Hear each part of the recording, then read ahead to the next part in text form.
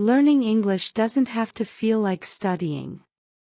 When you enjoy a story, your brain remembers vocabulary and grammar without trying. That's the magic of storytelling. And here, we make it even easier for you, with exciting daily stories made just for English learners. So don't forget to like this video, subscribe to the channel, and turn on the bell for more fun English content every single day. Let's get into today's adventure.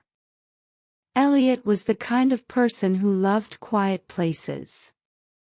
While his friends liked loud concerts or big football games, he enjoyed quiet parks, old bookstores, and walking alone through new cities. That's why, when he arrived in a small town in the British countryside, he didn't look for the popular places. He looked for something different. And that's when he heard about the old library. Locals called it the Clockhouse Library, though nobody could explain why. Some said it was named after an ancient clock that had once stood in the tower. Others believed time moved differently inside it. Elliot didn't care about the stories. As soon as someone mentioned a hidden library in a quiet corner of town, he knew he had to find it. The entrance was almost invisible from the street. There was a narrow alley between a bakery and a shoe shop. At the end of that alley stood a tall wooden door, covered in ivy. A small brass sign beside it simply said, "Library." Elliot smiled.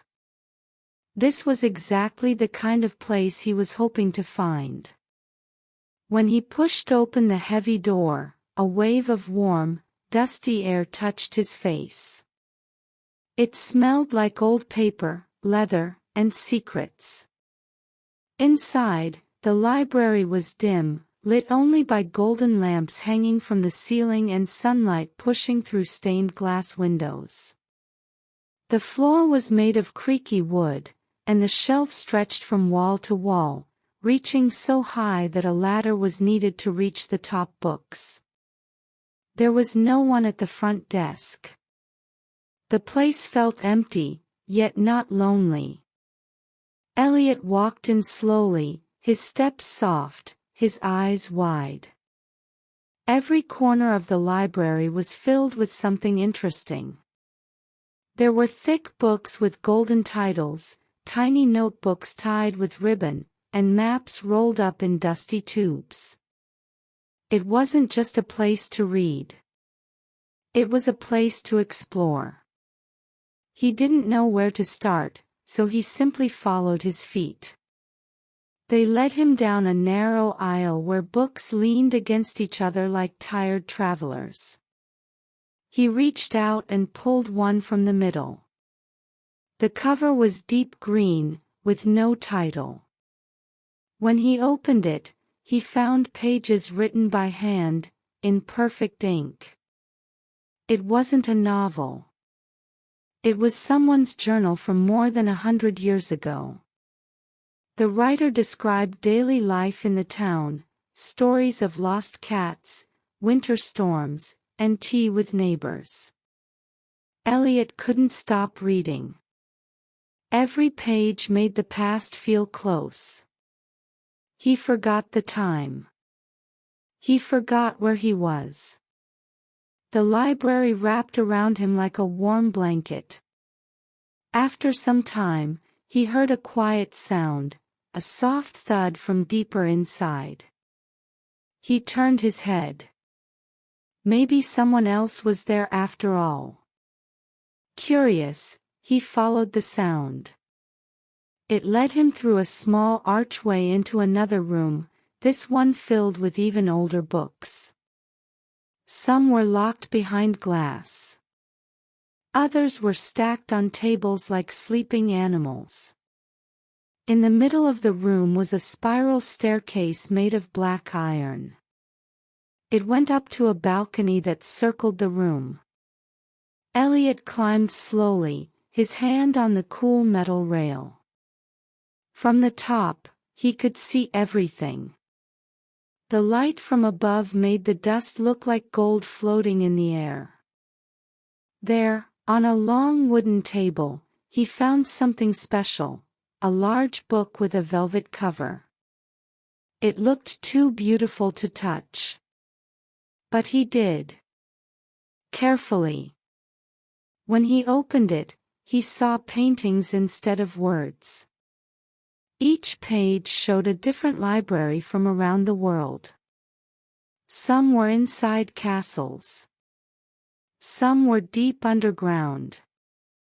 Some were hidden in forests. It was like a passport to places that only existed for those who truly loved books. Eliot sat there for a long time, turning page after page. He imagined visiting each library, getting lost in each one. He wondered how many other travelers had sat in that exact spot, dreaming the same dream. After a while, he noticed a small card inside the book. It said, "To those who seek, we welcome you." He didn't know what it meant, but it felt personal, like the library had spoken to him. Before leaving, he decided to look around one last time. That's when he discovered a door at the back of the library. It was narrow and painted the same color as the wall, almost hidden. He pushed it open and found a spiral staircase going down. He followed it, step by step, until he reached a small underground room. There were no windows, just candles and books.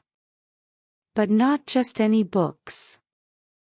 These looked handmade. They had leather covers, strings instead of glue, and titles written with gold ink. It was a secret collection. A private part of the library. Eliot knew he probably wasn't supposed to be there, but he didn't care. He sat down and opened one of the books. Inside were poems, old, strange, beautiful poems that danced between the pages like shadows. He stayed there until his eyes felt heavy. He didn't want to leave, but the library had given him more than he had expected. It had given him magic, peace, mystery, and inspiration. When he finally left, the sun was setting. The alley looked the same, but Eliot felt different. He walked through the quiet streets, holding on to the feeling the library had given him. A feeling of wonder. Days later, even after visiting castles, hills, and old cities, it was the library that stayed in his memory. He told his friends, but most didn't understand why it was so special. That was fine. The best places are the ones you carry inside you. And for Eliot, the Clockhouse Library was now a part of him. Without even realizing it, you just picked up many useful English patterns and expressions. That's what stories do, they teach without teaching. They bring the language to life and help you enjoy the process. And that's why we bring you a new story every single day, to keep your English journey fun, natural, and full of adventure. If this story made you curious or gave you a warm feeling, give it a thumbs up, hit subscribe, and turn on the notification bell. And now, tell us in the comments, what's the most magical place you've ever visited, or would like to visit? Let's talk below.